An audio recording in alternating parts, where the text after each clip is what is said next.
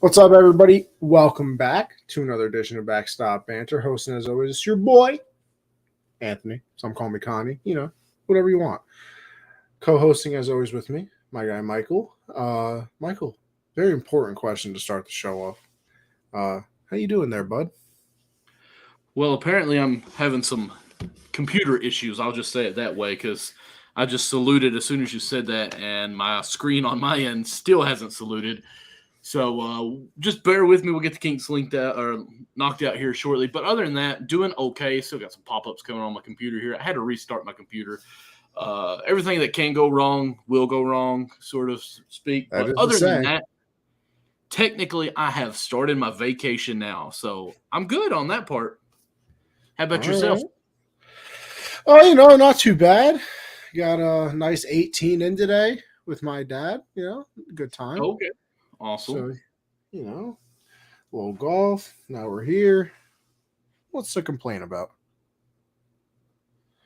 So, with that being said, we are hopeful to still have our very special guest on the show right now. Trying to get in contact. But if not, listen, you're still here for a wonderful baseball show. Very wonderful show. Whoever hosted a few weeks ago was really good. Lily, I'm just, I didn't watch the show because I was on vacation myself, but, just definitely wasn't my level of greatness. I just don't think it was my level of greatness. Oh, what? Lily did great. I'll go with mid at best. Definitely freshened up the scenery, if you will. Well, that doesn't take much. You're right.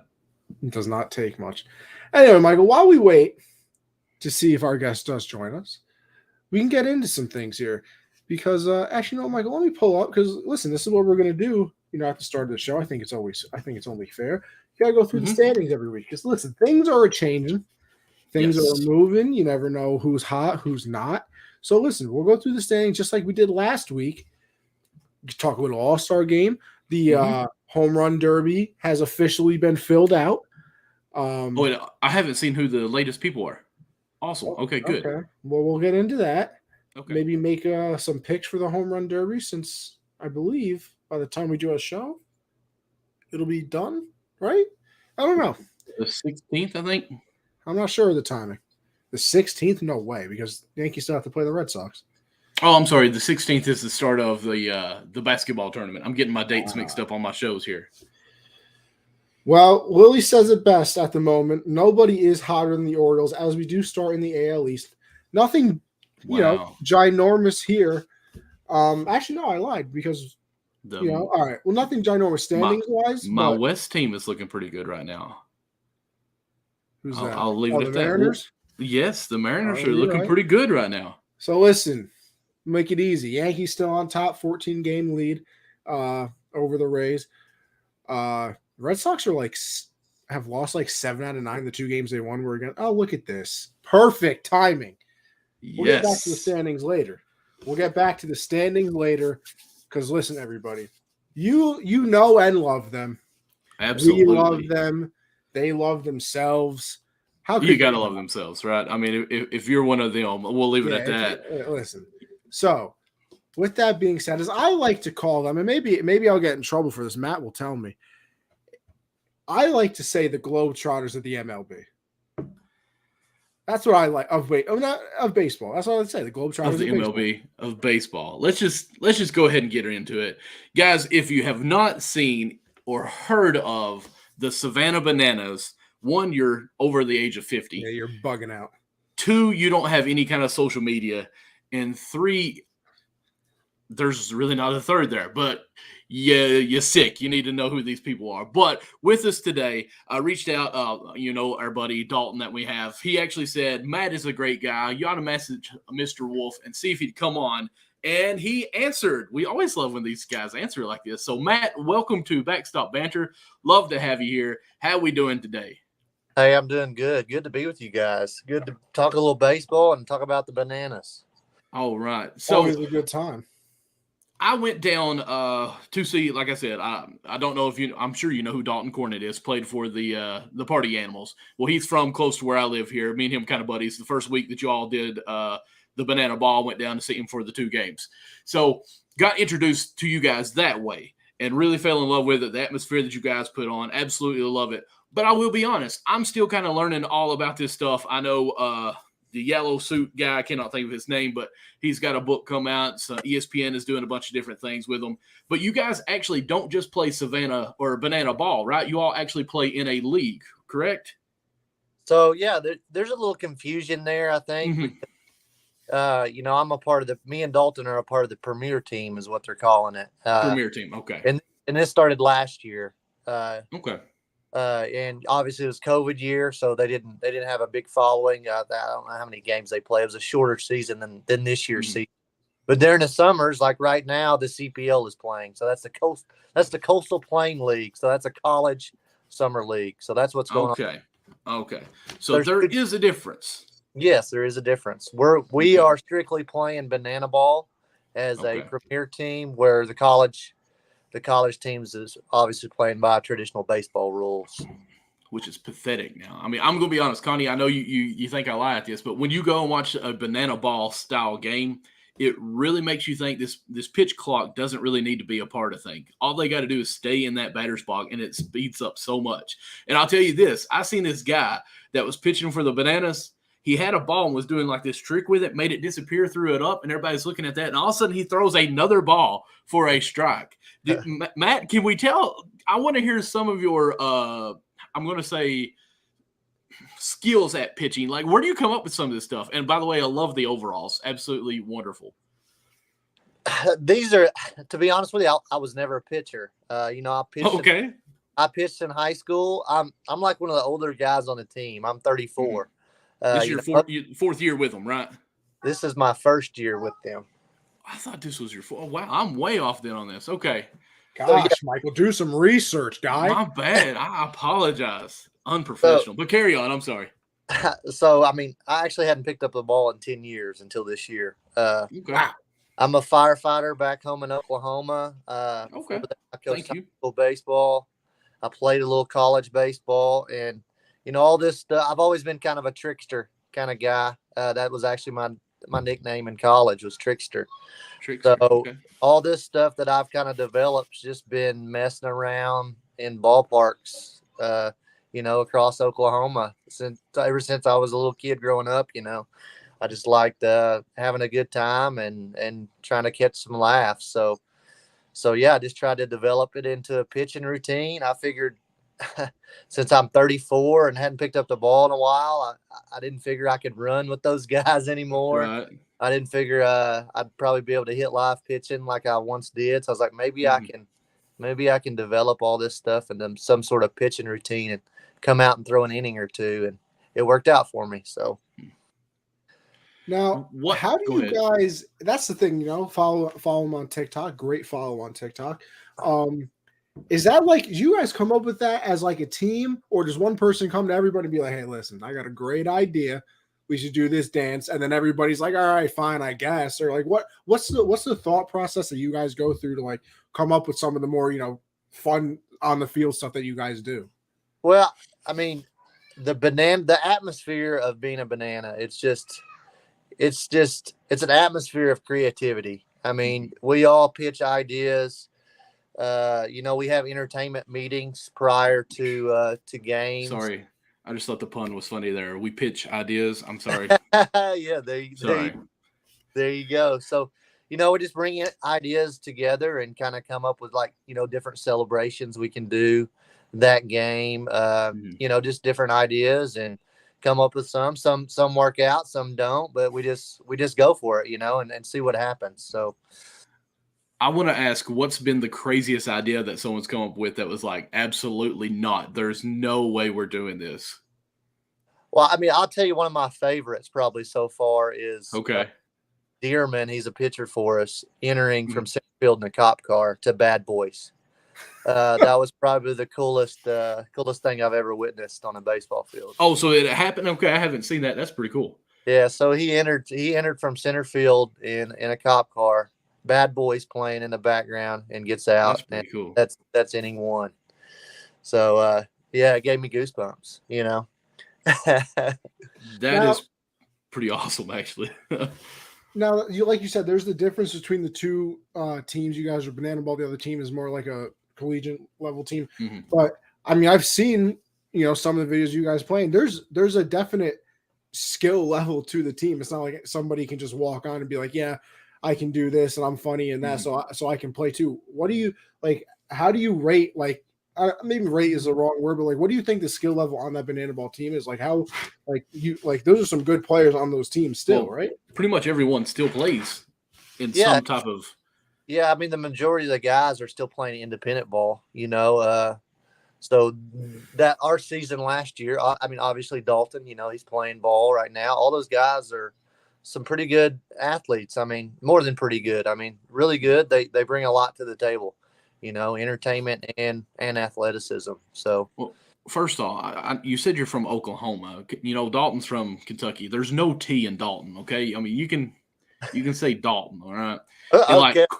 And it's not Cornette either. Like, that bugged me to death when I heard people say Dalton Cornette. I'm like, no, man, he's from the hills. It's just Cornette. That's all you got to say. So yeah, well, how dare people pronounce it properly?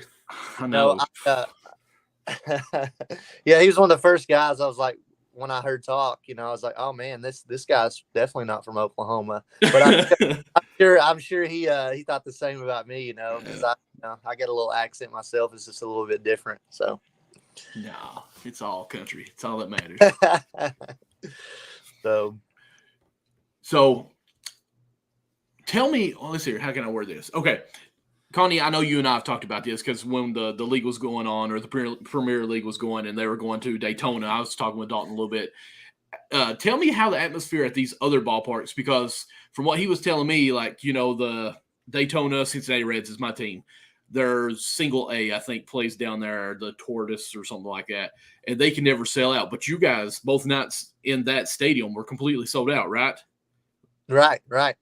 Yeah. So how is that atmosphere? Because I watched both games, and, I kind of knew some of the stuff was going, because it is entertaining, I understand, and it's great stuff. But at the same time, you're going to these other cities, and they're completely fresh to them. Like, is it ever surprising how one city to another, like, reacts to your skits, or I won't say skits because that sounds disrespectful, to your routines that we'll say like that?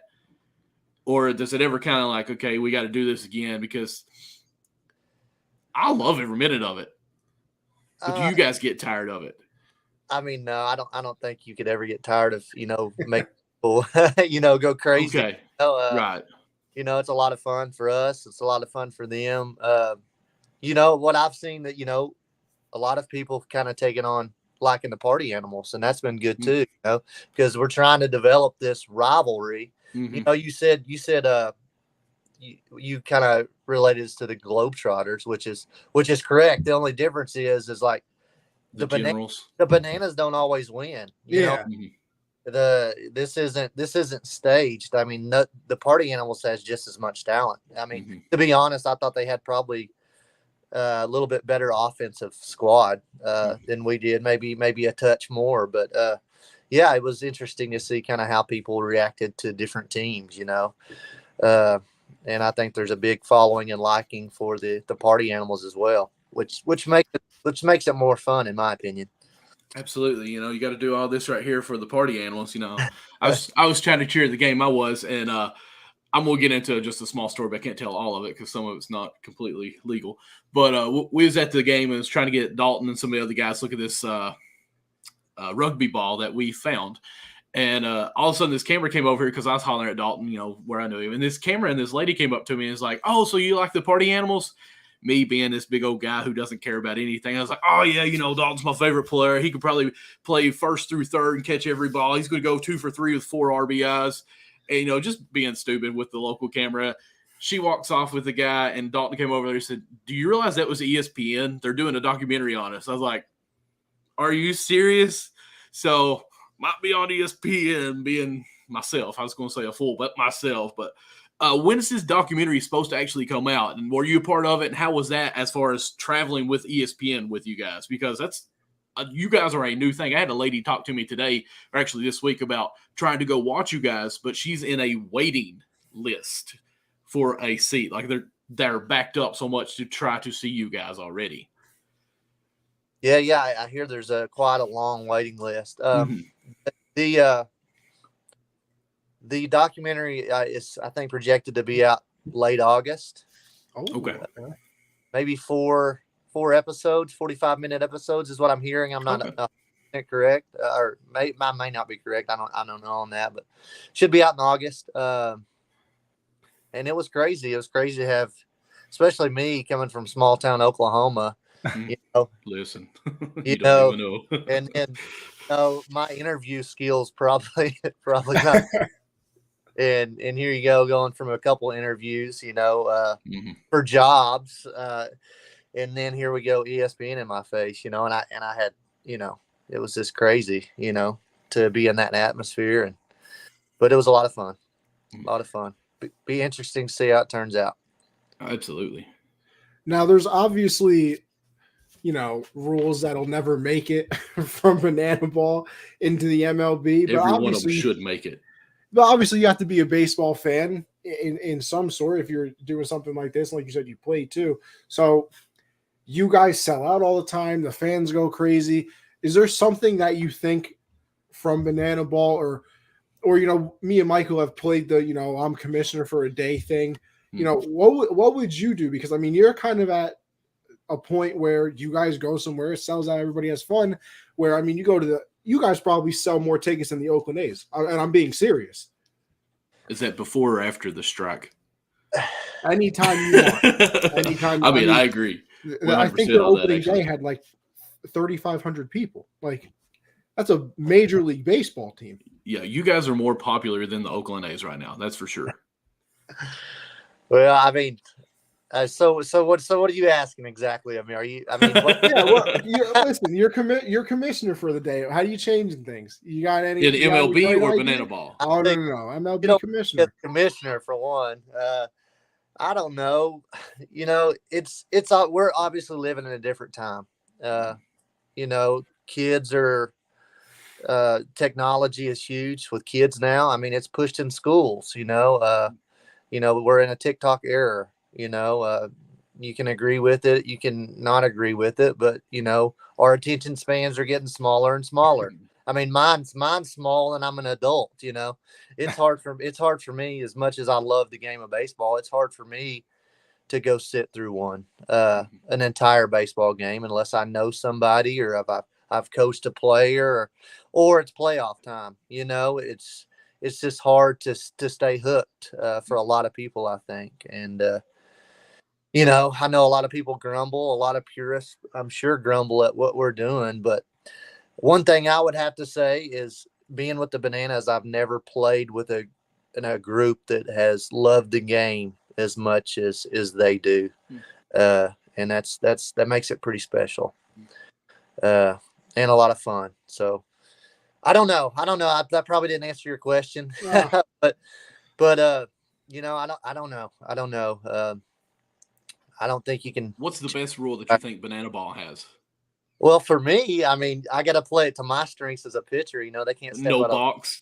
I mean, they can't step out of the box, so I can quick pitch, and that's I've always liked to do stuff like that when I'm pitching to try to throw the batter off. And let me tell you, this cat quick pitch crazy one time. Like, me and my nephew was at the game, and it was like, oh man, that looked like it was almost a strike. And he looked at the ump, gave him kind of like, hey, you missed that call. Threw the ball back, and he just boom right back at another one. Ball, boom right back at another strike. Boom. I was like, this dude's mad or something right here. But it was entertaining, of course, and it was great to watch because you could see the interaction. You almost, I mean, you have a personality out there. That's what's great about the Banana Ball is it's not this robotic baseball game where everyone, trots around the mound or steps out of batter's box, fix your batting glove, two swings, step back up, like y'all show some attitude in a way. And it's entertaining, yes, but it's also refreshing. It's something new to us. So I absolutely love it. Yeah. Well, I look back at some of the best interactions I had. And it was when I was on the mound. For example, Breland, I don't know if you guys know who that is, but he's a really good showman. and I connect with him when we're playing. When he's at the plate and I'm pitching, it's like we almost I know who you're talking about now.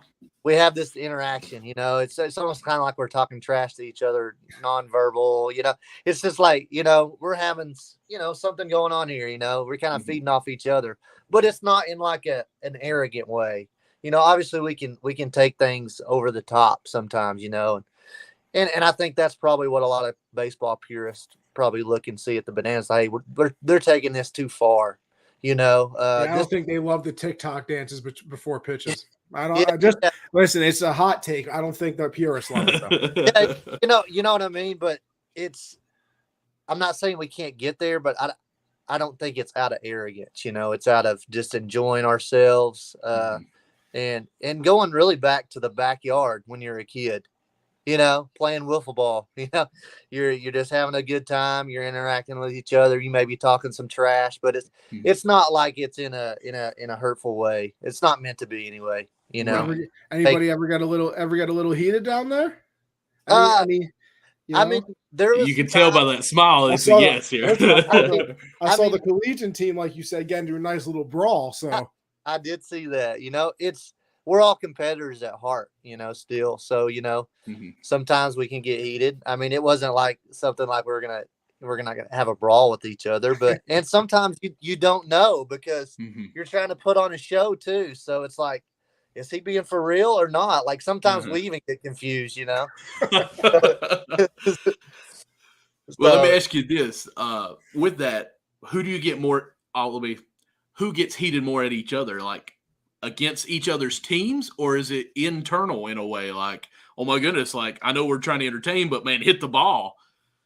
Yeah, I would say it's probably more internal, Okay. Yeah, I mean, like I said, we're all competitors, so we're all trying to perform. We're also trying to entertain, but we're trying to perform at the highest level. I mean, this is no good if we can't perform as well. Absolutely. Then it probably wouldn't be as good as everybody on the team was hitting 100. But like you said it, that's the thing too that like, and you said it too that I really like. It's like there's still a skill level to this, and like you said, I kind of said like Globetrotters, but you said it is, but it's not staged, and that's the thing that I like because I mean you go to a Globetrotter game, whatever, it's like okay, they're gonna win 150-3, and they're gonna do all these cool tricks and things, whatever. But you guys, it's like, okay, they're going to do all these fun things. They're going to pitch on stilts. They're going to do dances between games. They're going to, do whatever. And then, when they pitch and when they hit, there's a real competitive edge to it that it's not like, okay, Bananas are going 9,000-0 against the party animals. So. Yeah, for sure.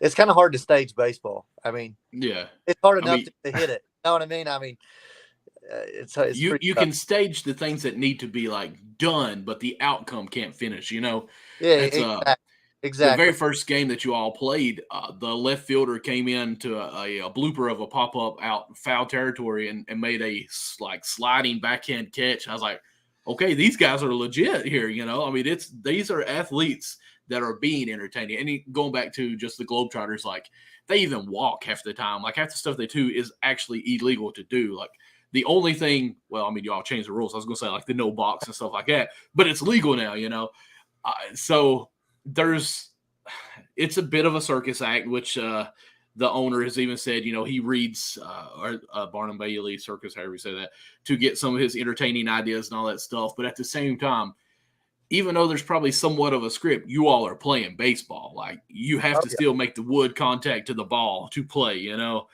So I don't think anybody can ever say that you guys aren't playing at a top level, even with the entertainment part of it. And some of them dance moves you guys do, I mean, that's pretty spectacular. The backflips, while you guys are warming up. I didn't even know where to watch when the ball was going around, like first to second, run over here short. And I'm like, okay, this is cool, but I don't even know where to watch.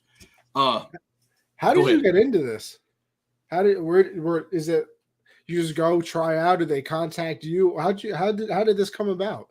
Well, it's kind of a long story, but I'll try to short it up. We got time. We're in no hurry.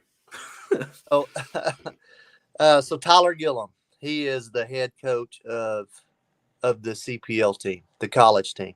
Okay. So me and him are good buddies. We grew up in neighboring towns in Oklahoma, played against each other in high school, played with each other in summer ball. We went to the same college. He actually was a year ahead of me. He was the GA at my college, the college I played at. So he actually coached me my senior year. Okay. So we've been going out there to watch him in the college team for the last few summers. His wife, my wife's best friends. He coaches at Phoenix at South Mountain Junior College. So we go out there a lot, and I happened to be out there last year. He was talking on the phone with the premier team's coach of last year. I can't remember the guy's name, but I was just kind of eavesdropping on their conversation. And they got off the phone, and I was like, Tyler, what was that all about? And he said they started a premier team, like a pro team. And I just thought that was so cool, and I was like, oh, that would be so awesome if I could figure out how to play for them, and my wife kind of through him sent Jesse a message. Jesse's the owner for our anniversary. Oh. She had Jesse invite me to the tryout. Oh, well, that's cool. So I got a video on my anniversary, invited to the tryout. And I thought it was a joke, I was like, come on. It's like, it's like your mom rooting for you. It's like my wife's rooting for me. So it's like, all right, well, thanks, Megan, but he's probably not really serious, Uh-huh.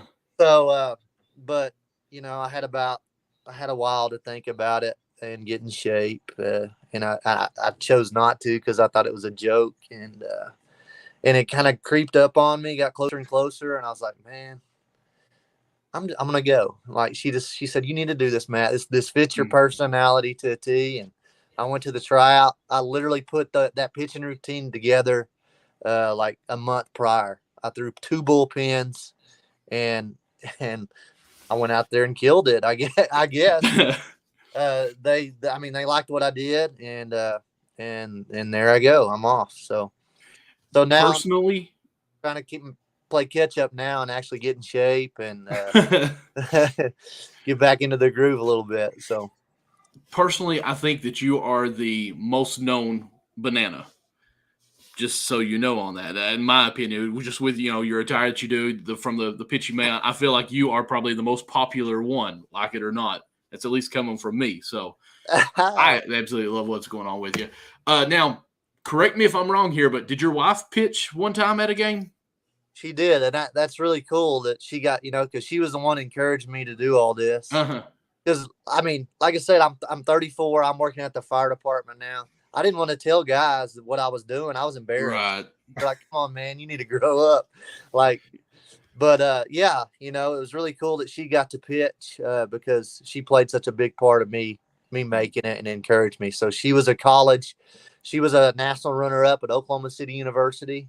She played outfield, so she can throw it a little bit, can still throw it. We play catch out in the, I got a dream wife. I still play catch out in the backyard with her. So I taught her the wind up. Like everything's on the fly with the bananas, I taught her the wind up a couple weeks into being out there, and sure enough, she got to throwing out. So that was awesome. And that's an experience too. Married here with 3 kids, just to think of something like that with a spouse. That's pretty cool.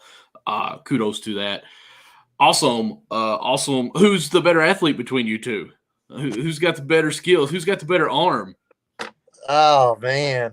And what would she say if she was in here? Man. What? Oh, look at that. See? I think you changed screen. I heard her voice, I think. Did she answer? Yeah, she said I am, but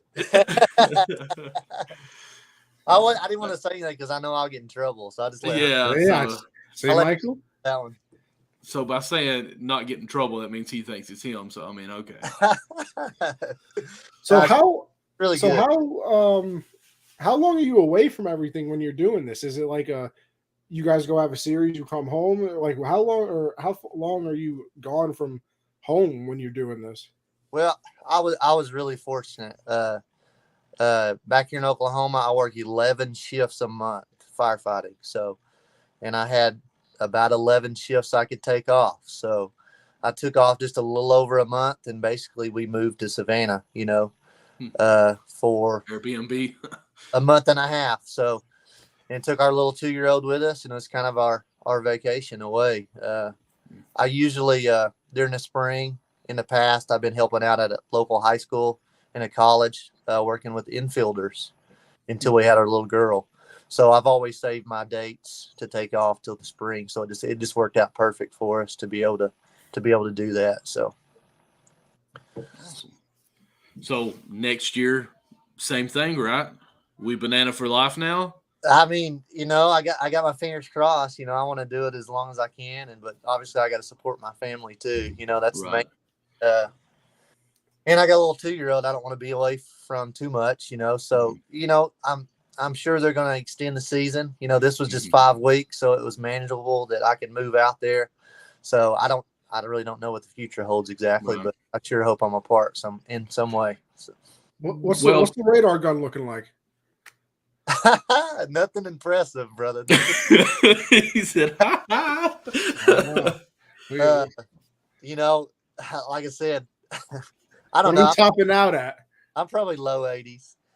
Hey, listen, I couldn't hit if I tried. So Leroy, our catcher, I guess there was a gun at Kansas City. He said I popped 86 one time. So I mean, that's respectful. I don't exactly believe him on that, but I don't know. That's what he says.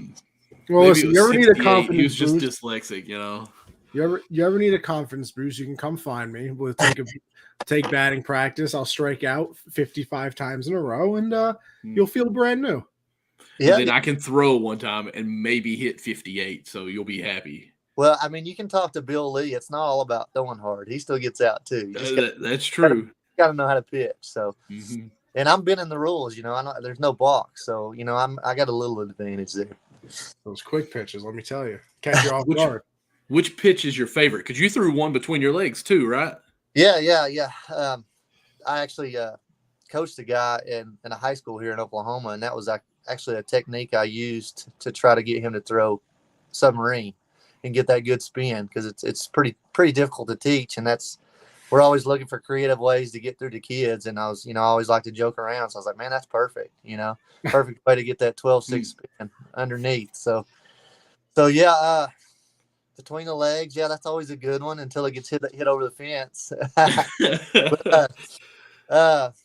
I don't know. I like them all. I try to give them a name that's somewhat creative, or honors somebody in some way. Like one's named after a coach that kind of started some of these tricks that I have, just messing around. One of them's named after a famous Globetrotter, Goose Tatum.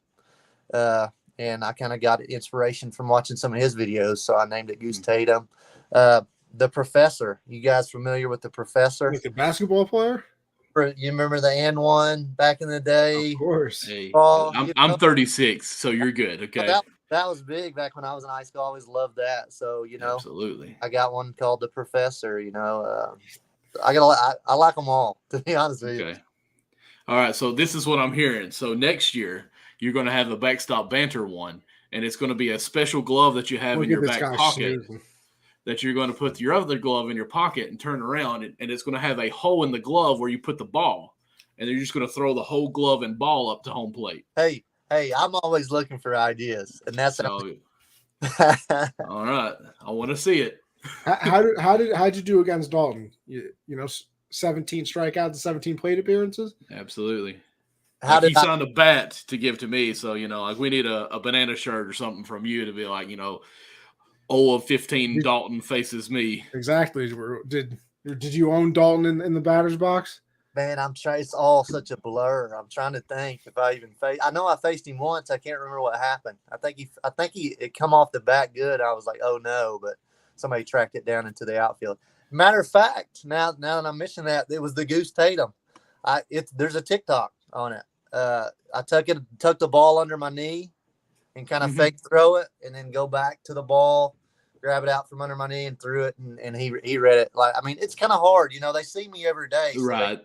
They kind of get to knowing my tricks. And that's another part of it. It's like, I don't really want to be showing all my stuff all the time because I'm seeing the same guys every day. So You know, Well, we at least know Dalton is 0 for 1.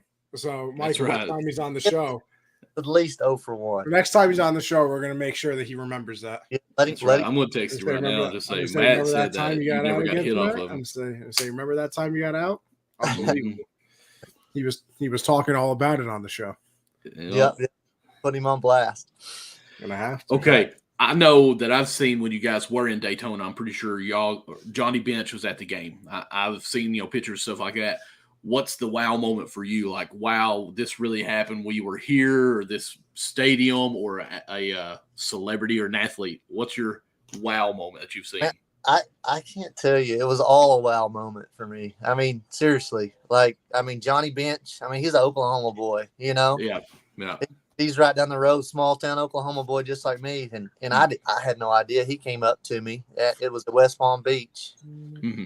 And, hey, son, what's your name? He goes, and I said, Matt Wolf. He said, Johnny Bench. I thought it was just some old gentleman messing. Oh, that's great.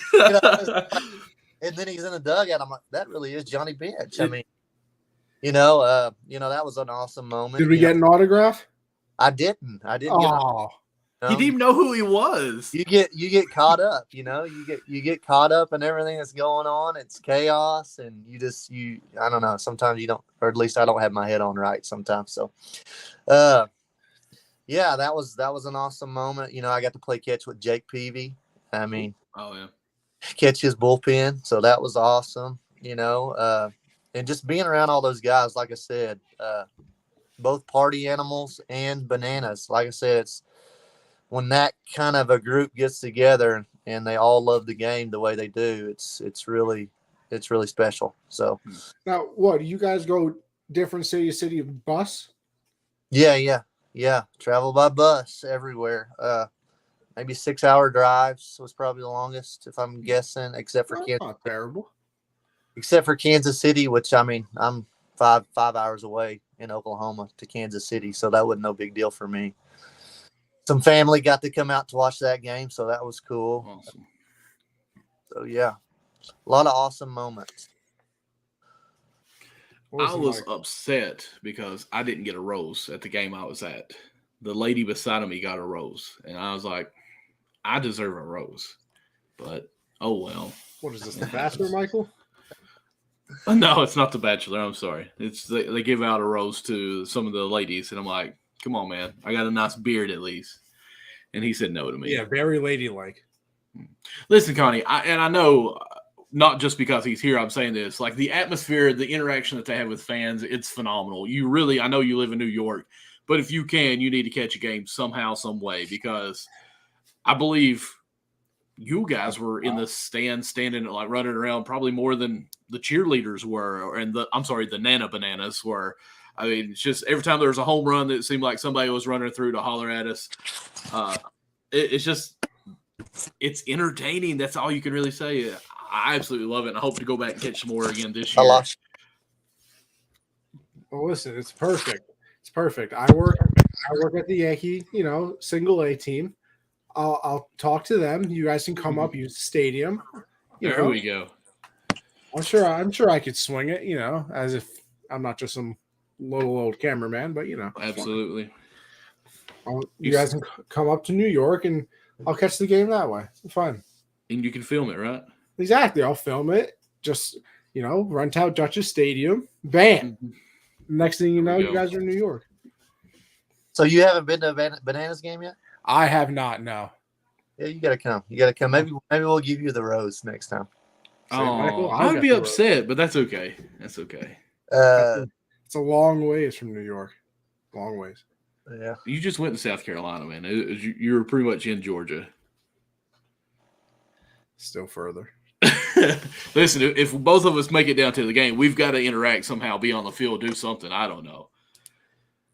Listen, maybe we could be the cheerleader for the day. They get out there and have to do it. Michael, if me and you were ever on a field together, mm-hmm. This guy what do you think, you can get a home run on a real field? Is that what it was? Okay, I went and watched the Lexington Legends play, and I want to retract that statement because that is a lot farther.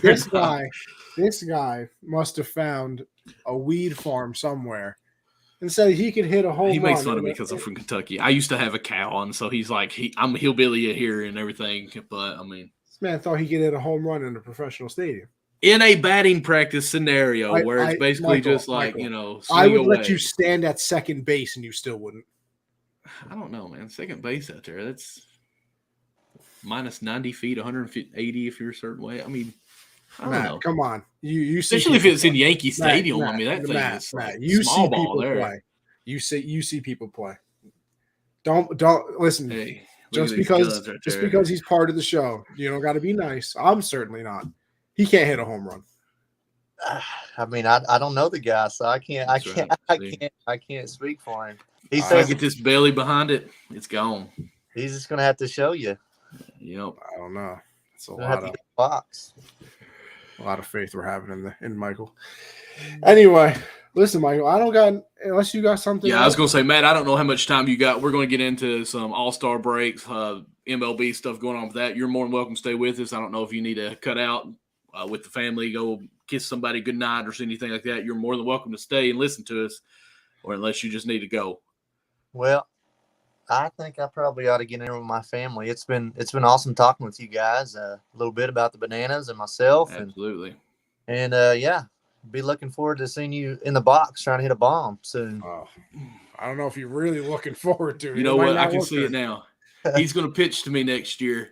I'm going to got 2 strikes already swing for my guts out. Then all of a sudden, he throws the backstop banter pitch to me, and I can't do a thing with it.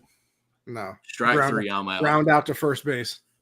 Oh, I actually made contact. Awesome. Thanks. Surely goodness I can hit at least a glove. Before you go, feel free to tell everybody where they can find you and what you're up to, and then you can head right on out of here. Where they can find me. Oh, yeah. Twitter, Instagram, listen. Hey, well, I'm all new to this Twitter game. Like I said, I'm 34. I mean, I just got a Facebook. I just now got an Instagram at wolf.matt. If that's even how you go about telling people, I don't know. I'm perfect. You're doing great. Listen, so let me at least tell this story on myself to let you know that you're not alone. Okay, so I tried to make the post on Instagram about you joining on with those little clip art and stuff going on, which I think I did phenomenal on, which CJ actually did for me. But I tagged you in it on Instagram. Well, so somehow I've linked my Instagram to my Twitter, and it shared on it. Well, your @ on Instagram is not you on Twitter, and it was just some random guy that I tagged on a post. And Connie's like, man, you might need to delete that. It's like, why? It's him. He's like, not on Twitter. Like, oh, okay, deleted. So you're not alone. You're not alone. Right. Still trying to figure this all out. I've got like maybe 12 posts on Instagram, so you guys go check them out. No, I looked it up. We will. I think you're sitting at about 1,200 followers, all that. Oh, yeah, wow. 1,295. Yeah, look at that. I'll make it 1,296. Looky there. I'm a big deal. Deal. I mean, you kind of are. You kind of are. Don't think you know it or not, but you kind of are. But don't be a stranger. Jump back on here with us anytime. Again, thank you for responding to us. Thank you for coming on here. Just giving us a little life on this side of the banana ball, man. I appreciate it and look forward to watching you guys even more. You bet. It's a pleasure. Thank you very much for coming on. Yeah. Thanks. All right. Well, Michael, we now move on. Awesome. No, yeah, that's a lot of fun. I would like to go see a game, but I gotta bring that comment on. I've been waiting for it. That's fine. I liked it just as much as the Yankee comeback yesterday. Absolutely, I know. And the Yankee comeback right now because they just scored 3 runs in the 8th inning to tie it at 4. Dang it! On my end, it's 4-2 still. No, Glaber hit a nice 2-run opposite field dinger. I'm just going to say, you arguing me with coming back against the Reds, so we'll leave it at that. You guys started 3 in like 22, but ever since then, you guys are actually. Did you know you're actually playing 500 baseball? Oh, are we really? Wow. Yeah. Well, actually, no. I think you're 30 and 31 and 33 like since then. But hey, that's not bad. I mean, it's not. For in the month of May, we were actually second in her. Yeah. So, I mean, this inning's over too. Joey Gallo's up, so you know that he's not going to do anything because he's, the worst player in baseball. That's a different story. Anyway, look. Hey, look, it's the standings again, guys. As we were doing right before Matt joined us. A wonderful time. Absolutely. Not much changed. Yankees, Rays, Red Sox. And then, Michael, you get to the bottom.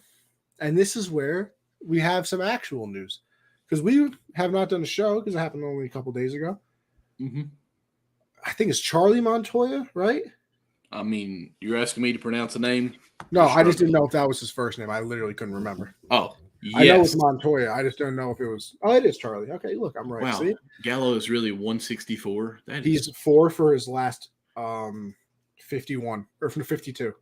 Watch him get a home run off of us. He's not, Michael. If you throw a ball above his belt, no, actually right at the belt, yeah.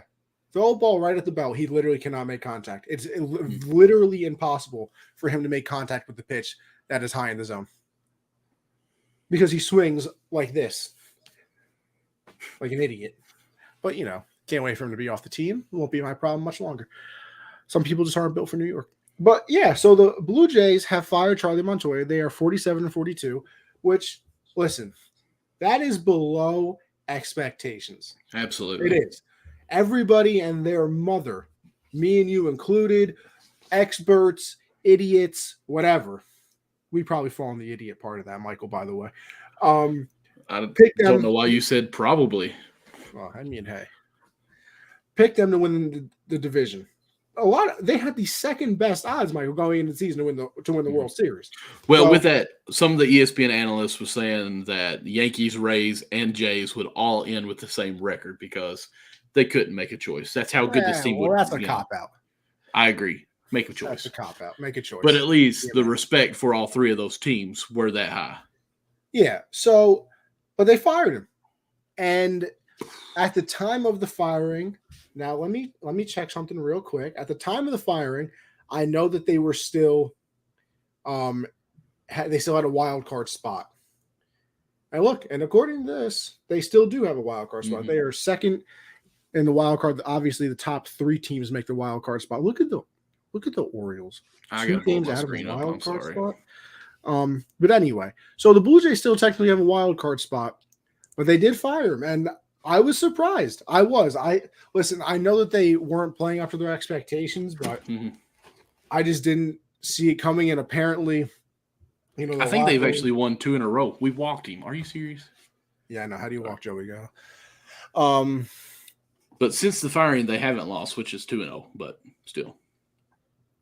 But I mean, I was surprised. I tweeted out from my account. I tweeted out from the Banter account as well when he got fired that I just didn't see it coming. And apparently it wasn't just a fact that they were struggling. I guess there was some turmoil in the locker room and things of that nature as well. But that was kind of my first shocker of the season, I guess. Mm-hmm. I kind of saw Girardi getting fired from a mile away. Everybody had been talking about it leading up to him actually being fired. Madden, they went on that 95 game losing streak. You could kind of see it coming there because they were in first place. It dropped all the way down to 4th in division. So you could kind of see the change coming there. But there was no, Michael, I didn't even hear a rumor. I didn't hear, I'm hearing this, from a Blue Jays reporter or anything. I didn't hear a single thing that he was even close to being in trouble. Yeah, it's just he was just gone.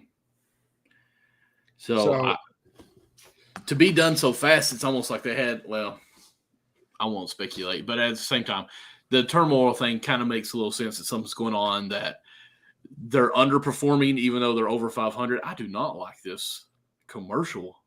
That offends me. But it's kind of funny with Mr. Redlegs getting Ghostbuster shot by the Yankee formers. But anyways, it's almost like there's something going on that may get dropped later on, some kind of news. I don't know. There has to be more than what we just know of them being underperforming because they're still over 500. And they've had injuries. So, I mean, it's not like they've been super bad. They've not all been healthy at the same time. So, I feel like they almost had some slack. So, hear you say that there's been some kind of turmoil in the locker room makes me think that's more of what this firing was all about. And I'm anxious to see kind of what was going on with it. Not excited to see what's going on, but just the news I want to see dropped on it. Yeah, I am intrigued because, like I said, there's some stuff going on in the locker room. They didn't get off to the start that they wanted, but I mean, I didn't see it coming. So I'm a little surprised when it comes to that, but you obviously see how they play from here on out. And I don't know how I feel about, firing the manager to like just to like reignite the locker room. I guess it works in some cases. I mean, you look at the Phillies, they've been pretty good. You look at the Angels, they fired Joe Madden and they've still been terrible. So like you have a case of it working, you have a case of it not. But playing with somebody's job and livelihood. Now listen, it's not like they're on the unemployment line, but to fire up the locker room always is a little weird to me. But Blue Jays, I guess their I believe bench manager is now the head coach, and I guess he had coached Bichette and Vladdy down in AAA or somewhere along the minors. So maybe they're looking at that and thinking, we'll have somebody that's closer to them because they know them, whatever. But we will see. We'll see how that goes. I have to show you this real quick. My boy, did you see this? He hits it twice. Oh, I did see that. That is crazy. I'm going to show it one more time. India. There's once, twice. That is crazy. Did hit the ball twice. Did hit it twice. Sorry. Michael, then you go down to the most. Listen, if there's, everybody does the list, shocking teams, good and bad. Listen, the Orioles are 45 and 44 right now. And they would probably be number one on my list of shockingly good. And that even more than the Yankees. Because at least the Yankees were projected, wild card spot, whatever. Now, listen, did anybody think they were going to be 62 and 26 going into the All-Star break almost and on pace for the wins record? Absolutely, probably not. But the Orioles, 45 and 40. Michael, can you go to our list? Can we go where? Can you go? Do you have like the list of our records that we predicted? Oh yeah, of course. Let me move this autographed helmet real quick. Oh, wow. I probably picked them to have 62 wins, maybe. Yeah. Let's see here. AL East.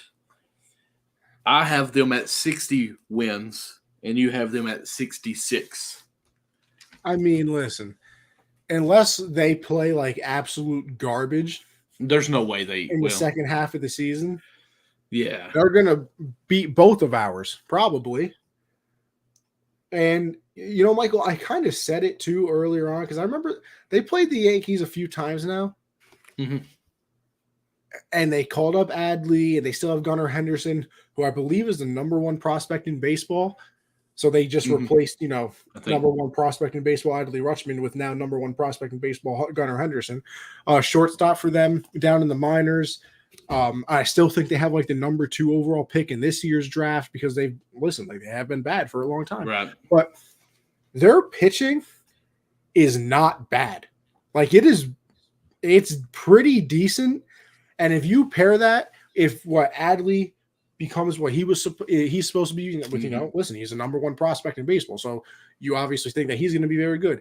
If Gunnar Henderson gets called up, maybe if not this year, next year, and he becomes what he is, which is the number one prospect in baseball, you're going to see this turn around maybe a little bit quicker than we thought. And listen, I was one of those people. I said, listen, the Orioles have been tanking for 5 years and they're no closer to being good. Maybe they weren't as far away as I thought, and maybe they did need that shot of adrenaline, and maybe Adley did give it to him because I think they've been playing very well, especially ever since he got called up. And I don't know that he's been otherworldly, but maybe it is kind of that shot of adrenaline that they're like, oh, they got some. Have they called up Grayson Rodriguez yet? Because he's a right-handed pitcher. That's their number one prospect. Gunnar Henderson is number 2. Really? Mm-hmm. I don't know. But he's a shortstop, third baseman. So I mean, well, this says Grayson Rodriguez possibly out until 2023 with a lat injury.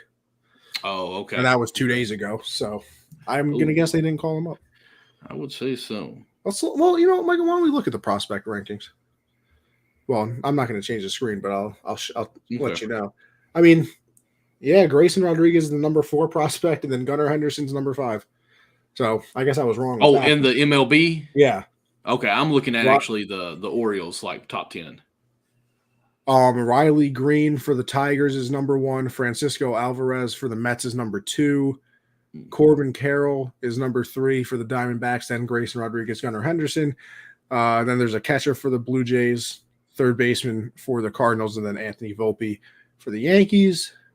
And then 2 shortstops round out the top 10 for the Giants and Red Sox. But listen, that's 2 more prospects in the top 100.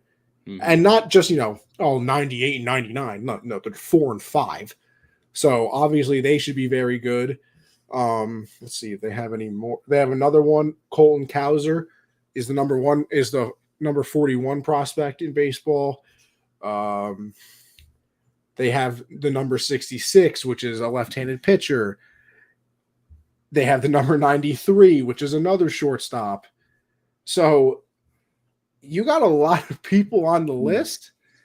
And what is that? 5 people on that list?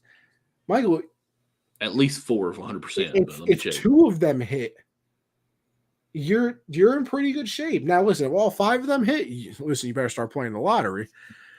But even if 3 out of 5 hit. Well, let's be honest. Okay, it was 5. 2 have already basically hit. Correct? The 2 and 3, or the whatever, the 2 and 5, I think. Well, I believe Adley's been pretty good. He's in the MLB, so I mean he's good. Rookie, he's going to be what it is. So some of the top 100 may not be on the team next year for the fact that might be some kind of trade that they use, because the Orioles, not that they're that bad, because how many games does it show? How many games are out of the wild card? Because the Blue Jays are in the wild card, right? 2 games out of the last wild card spot. So who says they don't trade some of those 60, I won't say 60, maybe like 80 to 100, the 2 people in there, for a missing piece?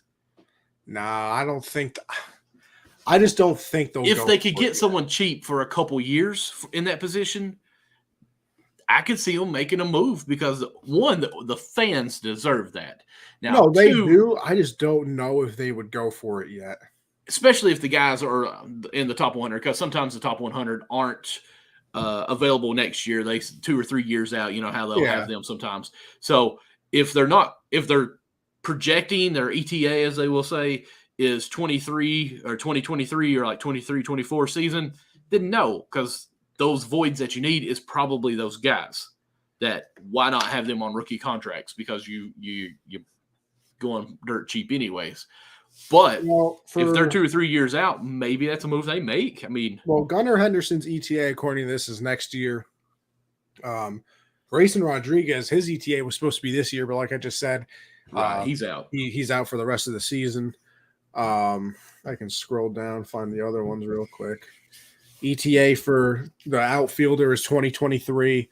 He's in AA right now. He'll probably be in AAA by the end of the year, and then you move him up. And then the left-handed pitcher, his ETA is this year. And then for the final one, his ETA is 2023 as well. So, I mean, all of them are a step away, basically. Wow. I mean, that's nice. So you can look at the Orioles next year. You can look at the Orioles next year, and they could literally be a completely different team, because Gunnar Henderson is listed as a shortstop / third baseman. Mm-hmm. So maybe you move him to third, because then there's another one of those other prospects on the list. He's a shortstop, so you have a new third baseman shortstop. You have another starting pitcher. You have 2 relief pitchers. You have an outfielder. Like, you could look at them next year, and they have some pieces. Like, I believe Santander's on that team. Switch hitter, he's pretty solid. Mm-hmm. Cedric Mullins, he's good. Like that, I'm not saying that all of a sudden they're going to be great, but hey, they're respectful.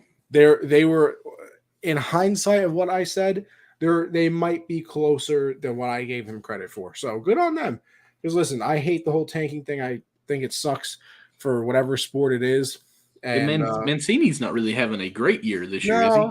No, I don't believe so. I know he didn't make the All-Star team, at least. I thought he did. No, maybe he didn't last year. Maybe it was just the home run derby. He was home run derby, I think. Yeah. But hey, good for them. Good for them. The AL East, unfortunately, is best team in baseball. The division to talk about. Division, I should say. I agree. I mean, you have to say it. Every team is over 500. Mm-hmm. That's the only division. Only one.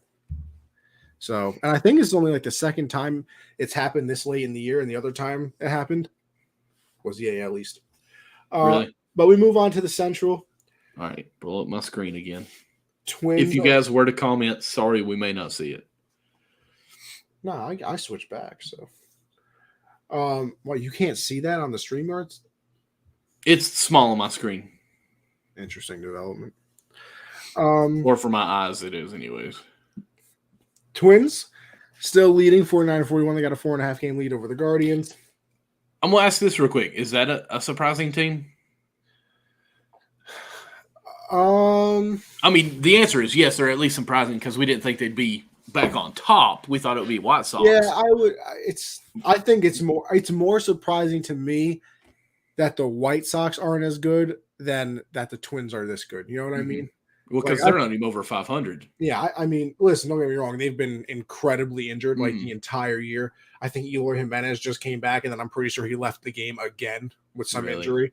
So he just can't stay on the field, apparently. But, yeah, I think it's more surprising that they're bad than that the Twins are this good. I mean, they went out. Okay, let's put some little more, maybe some info on this instead of just going by that they're ahead by 4.5 games, because technically the Twins are only 49 wins. Just looking here, Houston's 57, Yankees were 64, right? Yeah. So, I mean, I don't know what the other ones. I'm just going by what I've seen so far. Like record-wise, the Twins aren't that great as far as the number one team right now. Yeah, right? This definitely isn't world beater of a division. Right.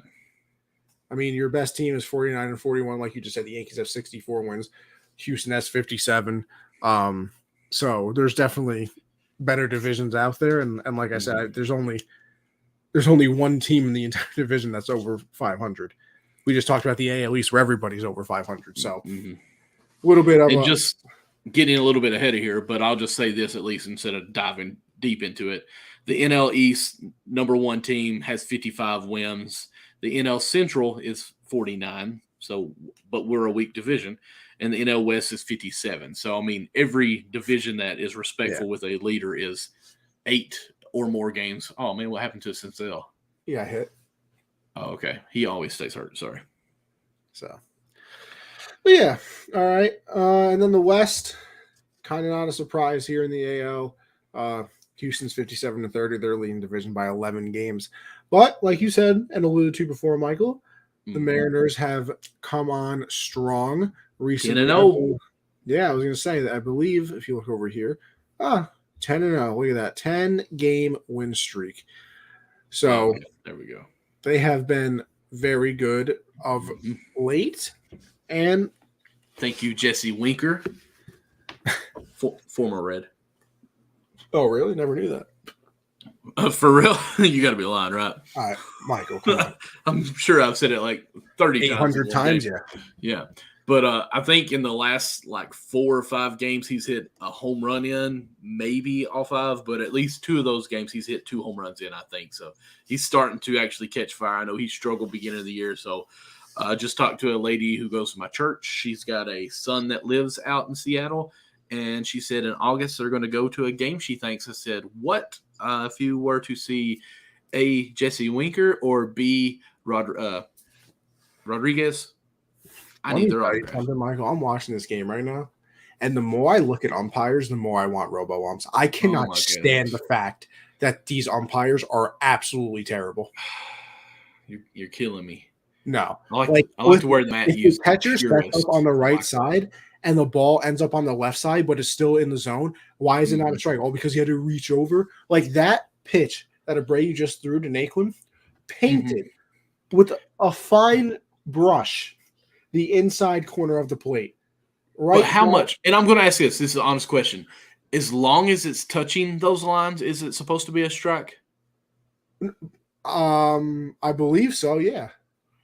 So, like, if the slightest bit is on the – or all of it's on the outside, but the slightest bit touches the line. Listen, see, I've always wondered that because, they'll be called strikes sometimes in balls. And I'm like, well, I'm wondering. Well, see, here's my problem, though.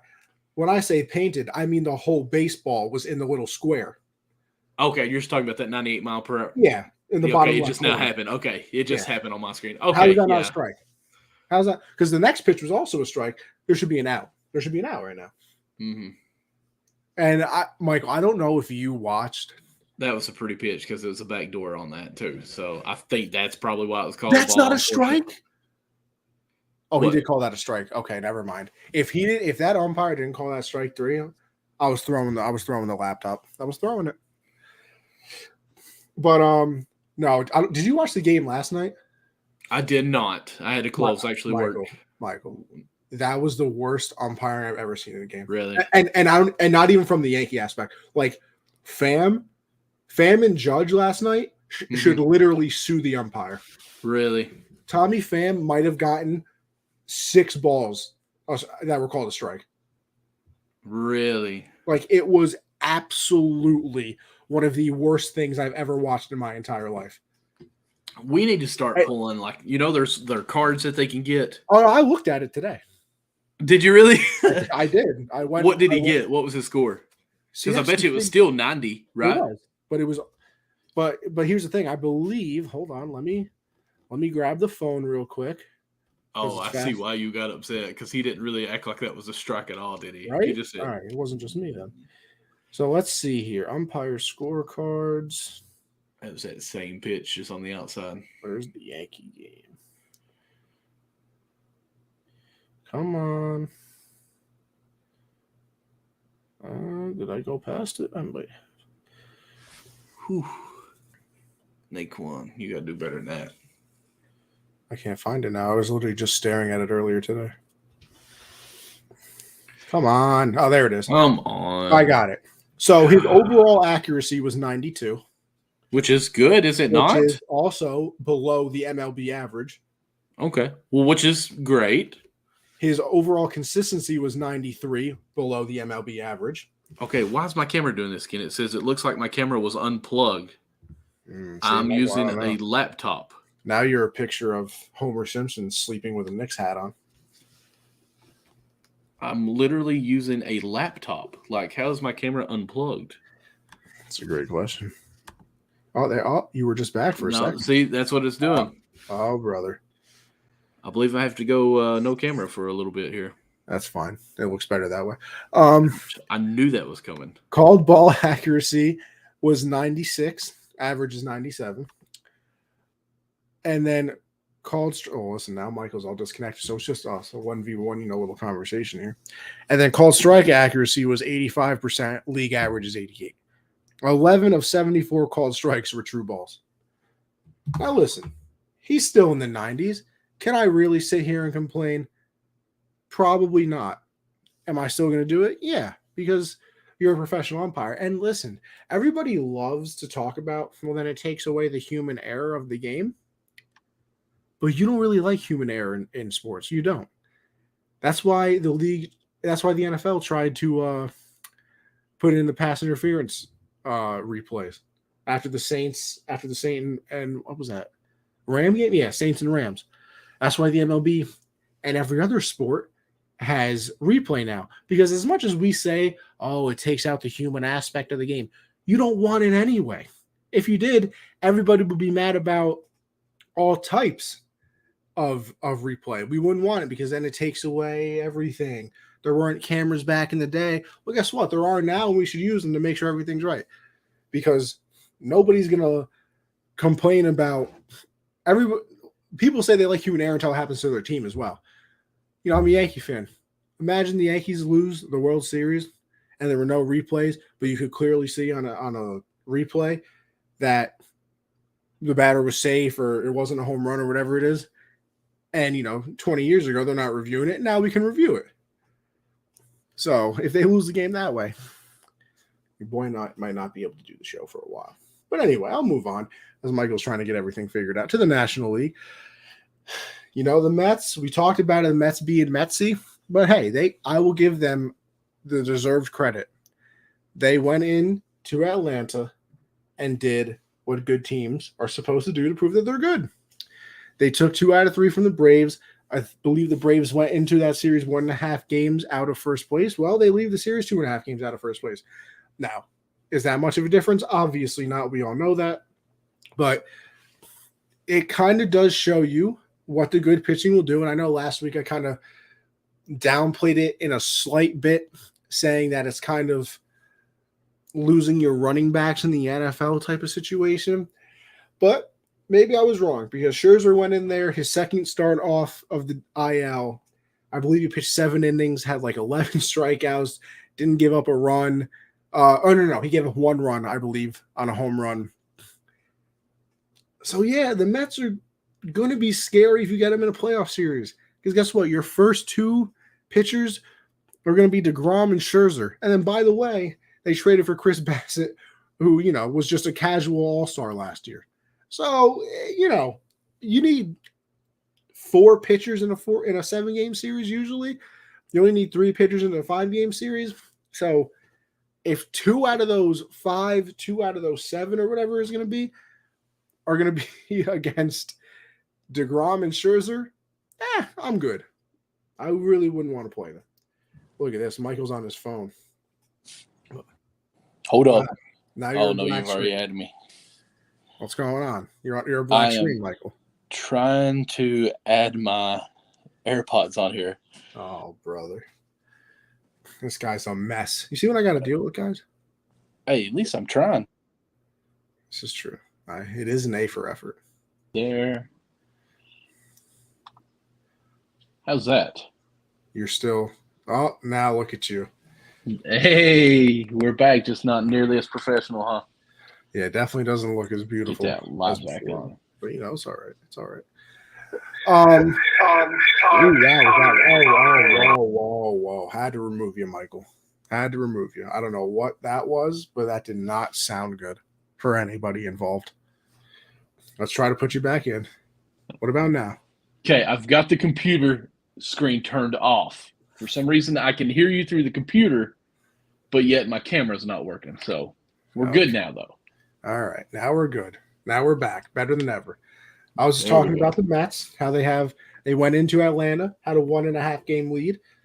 They leave with a 2.5 game lead, and it's nothing, to go crazy about. It was a 10.5 game lead at one point. So, you're not exactly excited that it's down to 1 or 2.5, but they proved to be a good team in a situation where good teams are supposed to prove it. They went into Atlanta, Scherzer, second game off the IL, 7 innings, 1 run. I think he had 10 plus strikeouts. I believe it was 11.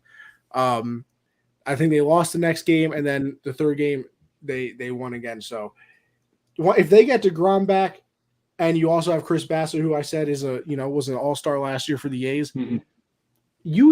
I was listening to some things today. They said, you really need 3 pitchers in a 5-game series. You probably need 4 pitchers in a 7-game series.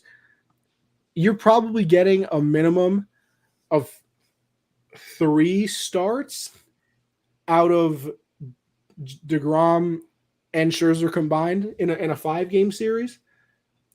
Probably a minimum of 4 starts in a 7-game series between the two. And listen, I know I kind of downplayed pitchers last week a little bit. We talked about how it's kind of like a running back situation, like you can still survive with them. But your first 2 games of a series, you're going to face DeGrom and Scherzer. Yeah, I'm not having too much fun with that. No, definitely not. When is DeGrom supposed to be back? It could be soon. I know that I believe he had a rehab start with Port St. Lucie, which is the Met low A team, I believe. Okay.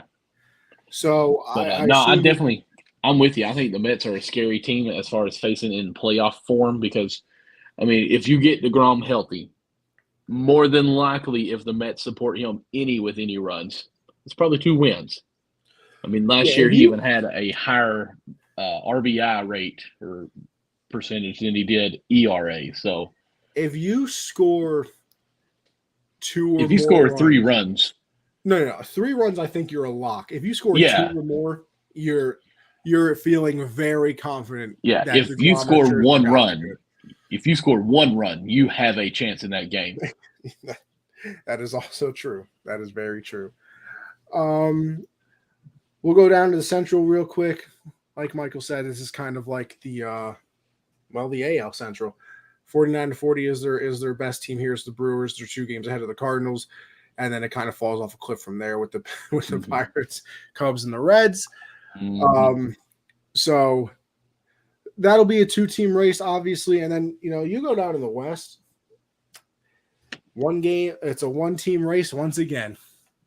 There is not much going on here. So Dodgers are 57-30. The Padres are 9 games back at 50-41. So, I mean, listen, and technically they're 11 games back because they're 2 back. No. Yeah, they're 11 games back because the Dodgers are technically 11 games up in the loss column. That's what you really have to look at because you can make up wins or you can make up wins. Can't really make up losses. They don't really take those away from you. So, why are we talking about the Mets? Michael Myers, it Bronx Bomber or nothing? Listen, Vic, baseball show, my guy. I got to talk about everybody. Listen, Vic. We'll make a Yankee show, me and you. I tried to get CJ to do it with me. CJ,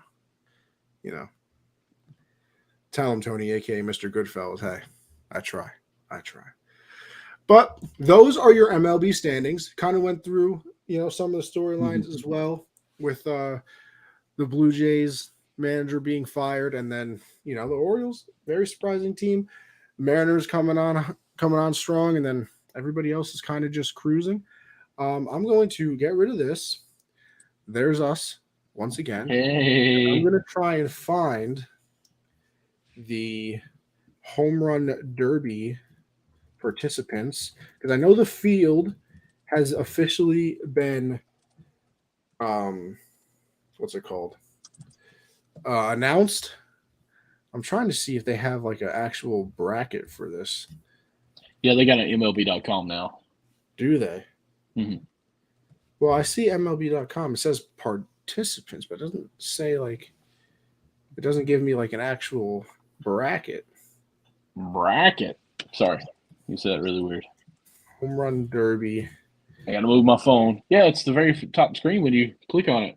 It's Schwarber versus Pujols. Michael. Come on, Michael. Against Pujols, and then Soto. Here we go. I got it. Ready? Yeah, we're going to fill this out too, Michael. Why not?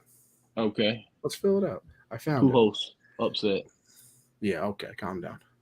Pujols is 96. Breaks my heart. All right. So, here is your MLB Home Run Derby 2022 participants and bracket. So, listen, we'll go through this. Why not, Michael? Got Schwarber versus Pujols, Soto versus Ramirez, Seager and Rodriguez, Pete Alonso, and Ronald Acuna Jr. So, with that being said, first of all, I like to say this. I think the NBA kind of struggles with like the dunk contest, like not ever really having the people we kind of actually want to see in it. I think baseball has done a very good job this year of putting people in it that people care about. Like, I agree. And also doing a very good job of moving the game forward because listen, Soto, like 22 or 23 years old, a phenom, is probably going to be an all-star for the next 12 years. Jose Ramirez is one of the not best hitters, whatever, one of the best players in baseball. You put him on a stage. Corey Seager played for the Dodgers, goes to Texas, gets a big contract, big power, things like that. So it was good to see him in this. Julio Rodriguez, a rookie this year. So now you're building up a rookie. You're putting him in the minds of people who, listen, if you're not on the West Coast or not a Mariners fan, you're probably not seeing too much of him. Listen, their game on the East Coast just started. It's 10:20. I'm not staying up I'm staying up 3 hours, but most people not staying up for the next 3.5 hours and waiting for the game to end at 1 a.m. Right. To watch his games. So you put him on a national stage. Pete Alonso for the Mets has won I believe 2 years in a row. So he's going for the 3-peat here. But you make a star out of him and that's good. And then Acuna is I mean, Michael, we went over this. Might be the second best one, if you want to say best player in baseball. So you've done a very good thing, and for a league that we like to talk smack about because they don't always do things right, and we wish that they would do this or we wish to do that. This was a very, very good job out of them, and I'm very happy to see the people that are participating in this home run derby. But 100% would agree with you. With that being said, let's fill out the bracket. Schwarber leads the NL in home runs, I believe. So I'm going with him. I know you want Pujols, Michael. I mean, I'm not really going with Pujols. I'm sorry. Okay. All right, good. So we're all in it together with Schwarber. Yes. Now, I want to say Soto for this, Michael. I really do. But and here's my other reason too. I don't know what side of the plate Ramirez is hitting from. So I don't know what side is his power side, if I'm being honest. Okay. I know what Soto can do. I don't know what Ramirez is. You know what I mean? I'm with you. All right. So we'll go with Soto. Yeah, Soto's my MVP. I'm going with him no matter what. This is my upset. I remember Corey Seager doing the home run derby. I feel like I wasn't impressed with it. Which, by the way, I'm watching him hit right now. I am a little disappointed that it's Corey Seager and not Giancarlo Stanton because he's from LA. And I thought he was going to end up doing it.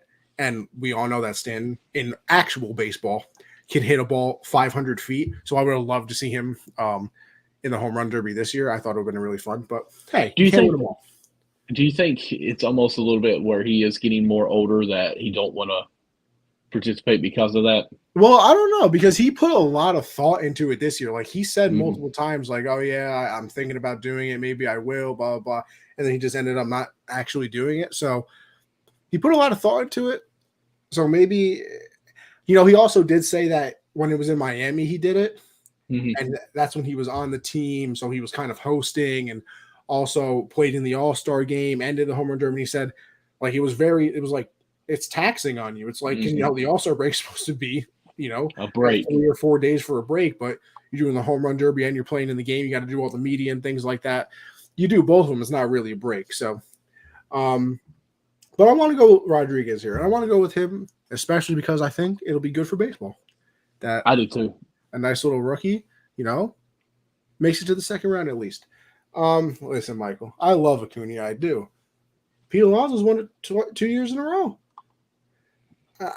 He knows how to do these things. You know what I mean? That's that veteran experience. He's got that swag. That's all you can say. I mean, when he played last year or participated in it last year, I think he had a big old bling that he was trying to sport out there and everything. So no, until he loses, I can't go against him. Then we go. I know you want to pick Soto. Yeah, I'm picking Soto. I feel like Schwarber's got some crazy power.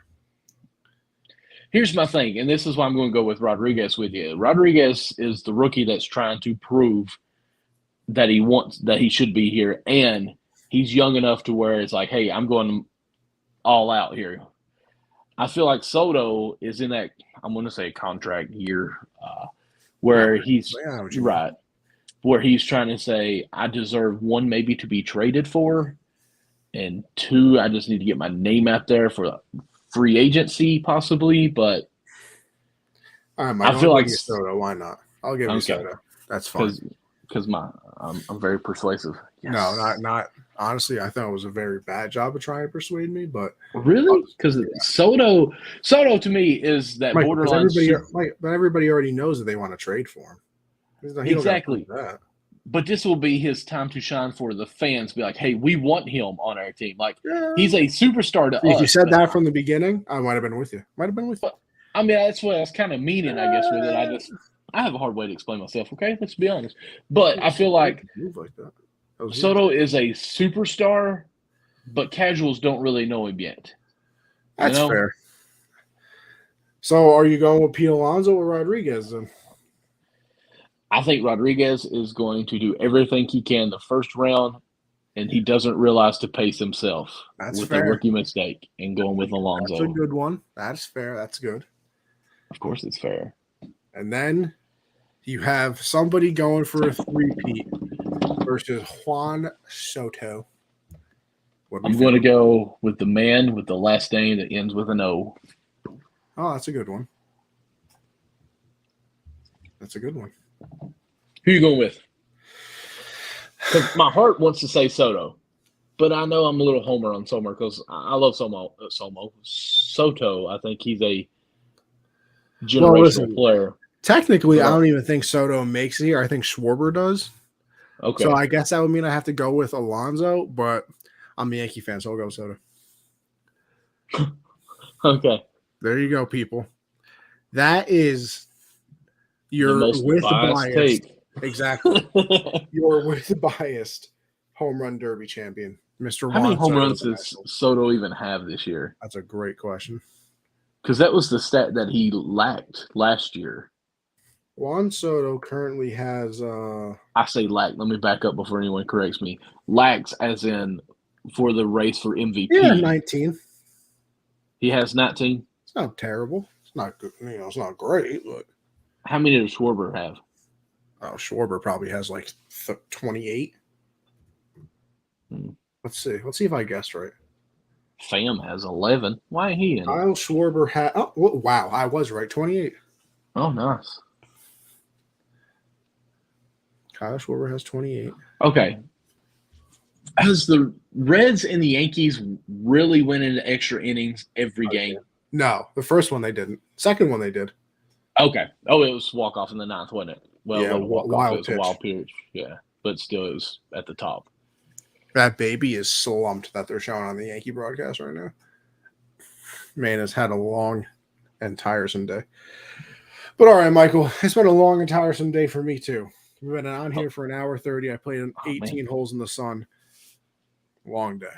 Long day. Absolutely. So with that being said, we'll end the show here. Yes, sir. And, we thank Matt for coming on the show, having a good time with us. Yes. Your boy Votto just untied the game and hit a double. Yes, sir. Yes, sir. Let's go. I want This man's Votto hitting like auto. 216. I don't understand how they can't get him out. Like, He's I not literally even just batting don't make no more. sense. And Matt Carpenter is awful in the outfield. I don't understand why they didn't put in a defensive replacement, but whatever. With that being said, I'm annoyed now. Like, where can I find you? I want to at least talk a little bit on Votto, just a tad bit. I'm really glad, which it's not even happened on my TV yet, because he's been out of the lineup for like 5 straight days, and no one ever said if he was injured, never went to the IL. They were talking about how it's just more mental again. So happy for him. Shout out Votto. Check him out on TikTok. There you go. How many 4-putts did we have? A lot. There were a lot of 4-putts. That's a first swing, too. Actually, no, my putting game wasn't that bad. The putts weren't terrible. The driver, can't do it. Can't hit a driver. I like how Judge just like, no, don't touch that ball. I'm getting it. I've got a cannon for an arm. This is very true. He does. All right, Michael, do your thing. All right, guys, follow me on every social media pretty much at MDLawson00. Check us out with Backstop Banter. Whoops. Yes, Backstop Banter, sorry. And the podcast will be up soon. Connie does a wonderful job on that. Thank you so much. And check us out on everything, guys. We've got a show tomorrow, Backstop tonight, or not tomorrow, but Sunday, Count the Bucket at 9:30 p.m. Eastern Time. And Aaron Washington will be joining us. I think he's going to be our guest for this show. He actually used to be with us. He's still a part of us with the Unwrapped Sports Network, but he was in the summer leagues in Vegas with his show No Claws. It's something like I don't remember what it is. No Claws. Tyler Stevenson just made it 6-4. Hey! What'd he do? He hit a home run? No, he hit a single or a double down the line. Oh, okay. Sounds good. Why don't they trade Reds? Do what? They should trade him. No, like this is his second year. Oh, he's young? Yeah, him and India were rookies last year. Oh, Technically, okay, never mind. He was a rookie. He was called up year before last, mid-year, and he was a rookie last year. I don't understand that so much. Never mind. Then they have to keep him. I thought he was older. No. Because Now, he's listen. you can actually build around.